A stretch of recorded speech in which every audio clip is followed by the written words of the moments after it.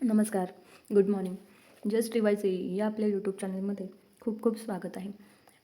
तर आपली महाड डिस्कॉमची एक्झाम होऊन जवळजवळ आठवडा होत आला आणि तुम्ही आता बऱ्याच जणांनी सगळं ॲनालिसिस तुमचं करून झालं असेल की आपले क्वेश्चन्स किती करेक्ट येतात, किती रॉंग येतात, किती मार्क्स आपल्याला पडू शकतात, निगेटिव्हमध्ये किती जातात, आपण कट ऑफच्या आसपास आहे का.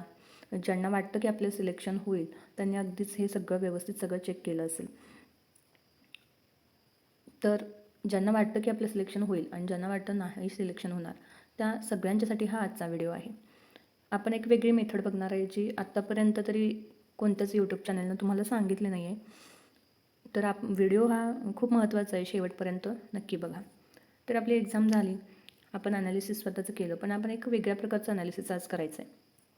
त्याला म्हणायचं सेल्फ पेपर ॲनालिसिस. तर सेल्फ पेपर ॲनालिसिस तर मी खूप विचार केला आणि एका नॉर्मल स्टुडंट्सला काय गरजेचं आहे, हे एक एवढे पॉईंट्स माझ्या मते प्रत्येक स्टुडंट्सला असतात, प्रत्येक स्टुडंटला एवढे प्रॉब्लेम्स असतात. तर त्याला म्हणायचं सेल्फ पेपर ॲनालिसिस. तर मी खूप विचार केला की एका नॉर्मल स्टुडंटला कोणत्या गायडन्सची गरज आहे आणि मला हे एवढे पॉईंट्स फाइंड आऊट झाले. सो आपण एक एक करून सगळे बघूया. तर सेल्फ पेपर ॲनालिसिस म्हणजे काय, तर पेपरचे 2 तास तुम्ही कसे फेस केले. कारण आपण किती जरी म्हटलं की मॉक टेस्टला एक्झामचा फील आणायचा, तर रिॲलिटी ही वेगळीच असते. एक्झामचं प्रेशर हे वेगळंच असतं आणि ते तुम्ही सगळ्यांनी स्वतः अनुभवलं आहे. तर काय झालं, काही क्वेश्चन्स डिफिकल्ट गेले, काही क्वेश्चन्स इझी गेले. इझी जात होते त्यावेळी आपल्याला वाटत होतं की पेपर इझी होता. डिफिकल्ट वाटत होतं त्यावेळी मला त्यावेळी भीती होती की मला पेपर डिफिकल्ट जातो आहे का, कवर होईल का. असे बरेचसे प्रश्न आपण पेपर सॉल्व करतानाच आपल्या डोक्यात येत असतात. आणि बऱ्याच वेळेला असं होतं, म्हणजे आपण ठरवलेलं असतं की मी पहिल्यांदा टेक्निकल सॉल्व करणार एवढ्या एवढ्या मिनटात, परत रिझनिंग, मराठी, क्वांटिटेटिव्ह हा बऱ्याच जणांचा हाच सिक्वेन्स असतो.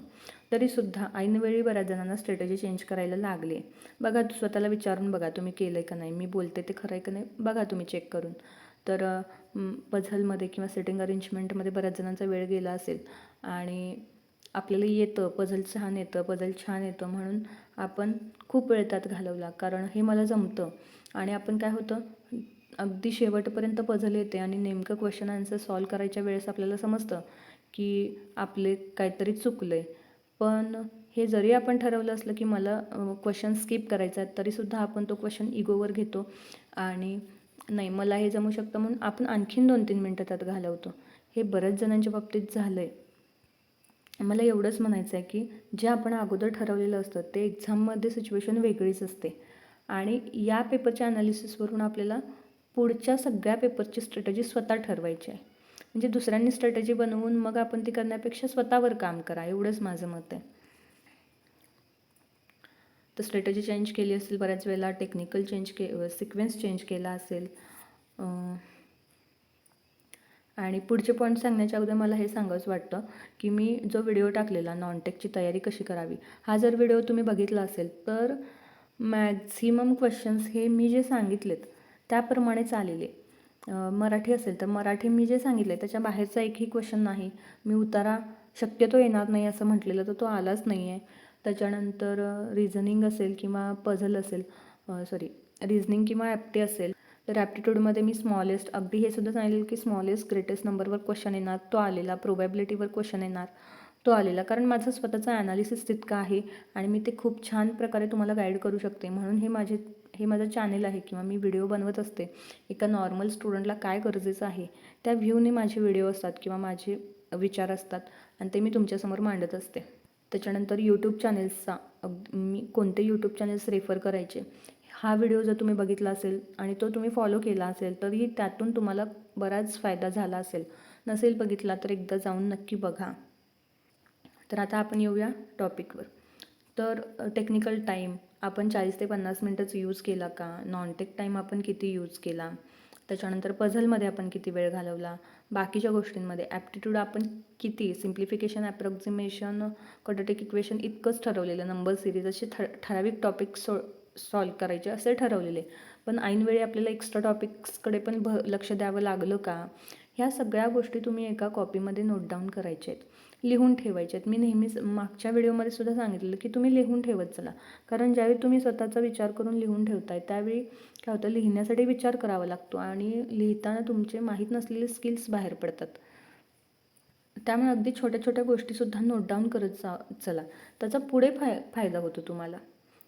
मग ती एखादी चूक असेल तर ती तुम्ही चूक परत होणार नाही तुमच्याकडून, किंवा एखादी चांगली गोष्ट असेल तर त्यावर जास्त काम केलं जाईल. म्हणून सगळ्या गोष्टी अगदी नोट डाऊन करत चला तुम्ही.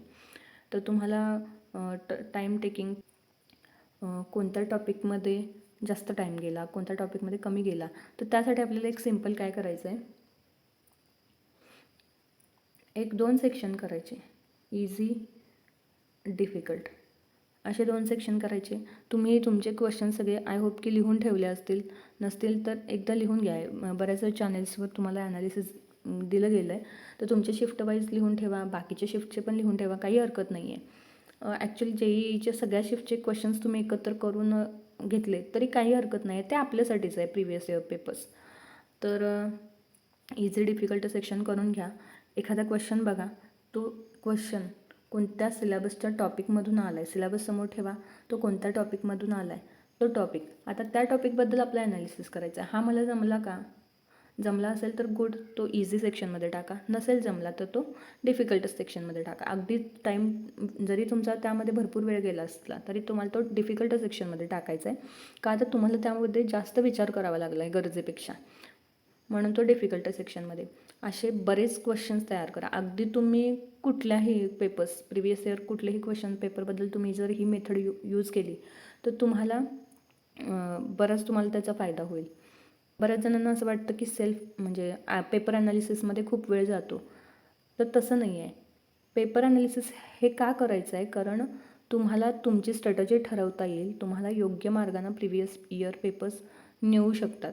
तुम्ही नुसतेच पळत राहिला, एखादं MCQ बुक समोर घेतलं आणि ते नुसते रीड करत चालला आहे, भलेही तुम्ही त्याची रिव्हिजन करा, भरपूर रिव्हिजन करा, तुमचा अभ्यास चालला आहे, अभ्यास चालू आहे तुमचा, आणि तुम्ही नुसते पळत राहिलात, तर तुम्हाला तुमचं टार्गेट सापडणार आहे का? नाही. तुम्ही पळता पळता तुम्ही कोणत्या दिशेला पळता आहात हे सुद्धा तुम्हाला माहीत पाहिजे. तुमचा रस्ता आणि तुमचं विजन क्लिअर पाहिजे, तरच तुम्ही तुमचं टार्गेट पूर्ण करू शकताय. म्हणून नुसतं आपल्याकडे हे बुक आहे आणि आपण त्यातले MCQ सॉल्व करतो आहे आणि मला सगळं येतं आहे असं नाही म्हणून चालत. आपल्याला आपली स्ट्रॅटेजी ठरवायची. तर सरळ तुमच्याकडे जितके क्वेश्चन्स अवेलेबल आहेत आत्ताच्या महाडिस्कॉम एक्झामला झालेले, JEEचे सगळे, तर ते एकत्र करून घ्या. काही हरकत नाही, तेवढं आपलं ॲनालिसिस होऊन जातं, वेळ जात नाही, त्यामध्ये वेळ जातो असं म्हणायचंच नाही आहे. आणि त्या सगळ्याला इझी डिफिकल्ट सेक्शनमध्ये डिवाईड करून घ्या. इझी टॉपिक्स तुम्ही परत आता नंतर रिव्हिजन करू शकताय, पण आता आपल्याला काय करायचं आहे तर डिफिकल्ट सेक्शनवर काम करायचं आहे. सगळे डिफिकल्ट सेक्शन्स टॉपिक्स तुम्ही लिहून ठेवले.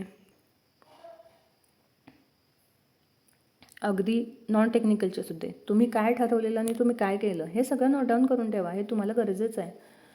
ॲप्टिट्यूडचे आपण किती ठरवलेले आणि किती आले आणि आपण काय केलं, एखादा ऑप्शन्सवरून तुम्ही आन्सर काढला असेल तर ती खूप चांगली गोष्ट आहे, हे सुद्धा नोट डाऊन करून ठेवा. कारण तो कोणता चॅप्टर आहे ज्यावर तुम्ही ऑप्शन्सवरून आन्सर्स काढले.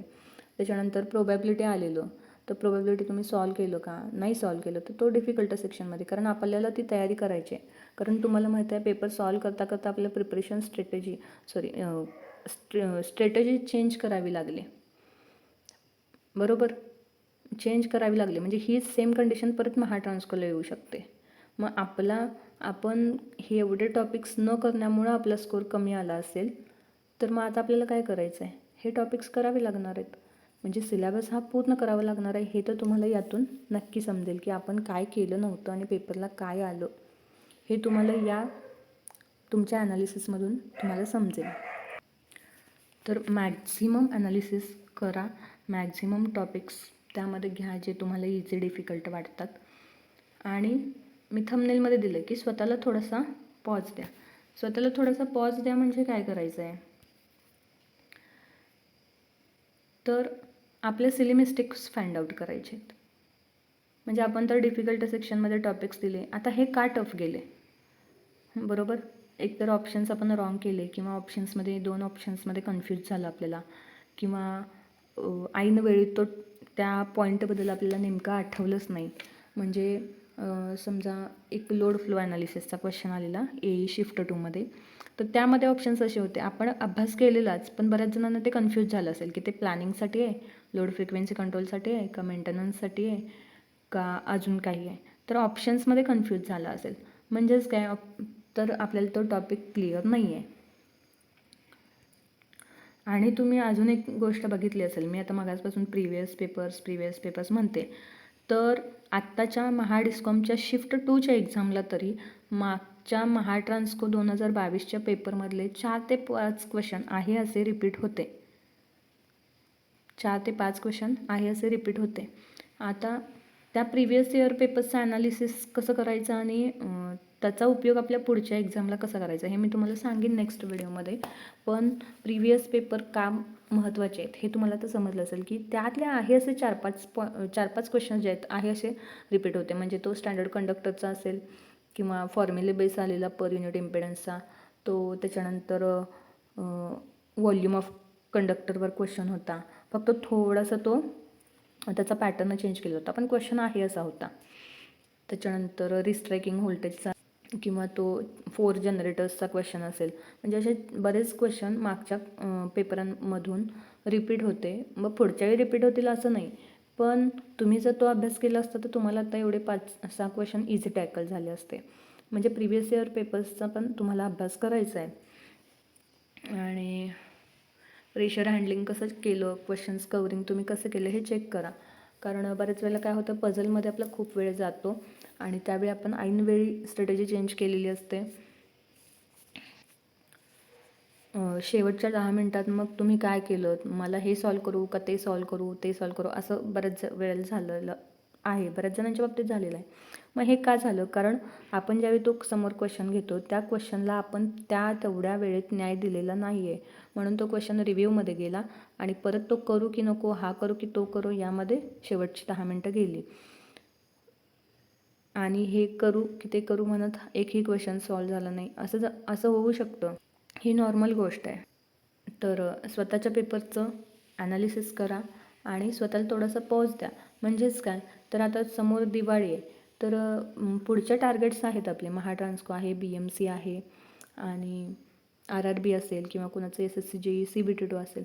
याचा आपल्याला ज्यांची एक्झाम आता अगदीच आहे त्यांनी दिवाळीसाठी थोडासा वेळ द्या आणि अभ्यासही करा.